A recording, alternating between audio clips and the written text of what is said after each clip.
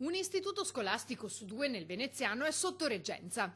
La situazione è pressoché unica nella nostra regione e secondo la CGIL il principale indiziato è il MIUR, che avrebbe ritardato senza motivo il concorso per i nuovi dirigenti. Un allarme, purtroppo non da adesso, è ormai da qualche anno e la situazione sembra ancora lontana da risolversi e probabilmente e sicuramente non entro quest'anno scolastico, visto che il MIUR ha ritardato a fare il concorso per i dirigenti scolastici.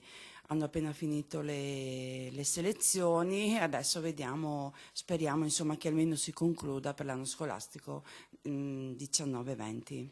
Tutti i dirigenti in ruolo ormai alle porte, dunque nel prossimo anno scolastico si troveranno a doverne gestire anche un secondo. Si va incontro a un malstare proprio dentro la scuola, nel senso che i dirigenti scolastici sono costretti con le reggenze a fare un lavoro, posso dirlo, disumano, sì, veramente, perché addirittura quest'anno abbiamo visto i nominativi arrivano non solo da fuori comune, ma anche da fuori provincia e questa cosa è assurda, cioè li mettono in una condizione dove la didattica verrà messa a dura prova.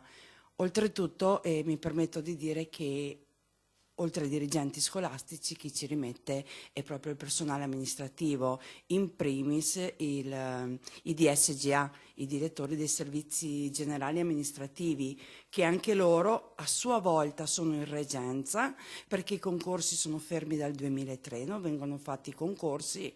Quindi mi chiedo, è un attacco alla scuola pubblica? Sì, è un attacco alla scuola pubblica. Già da tempo il sindacato segnala questa situazione proponendo delle soluzioni che però, almeno finora, non sono state prese in considerazione. Quello che dovrebbe capire il governo è che il sindacato non è contro il governo, ma dovrebbe essere di supporto e di aiuto per cercare insieme le soluzioni.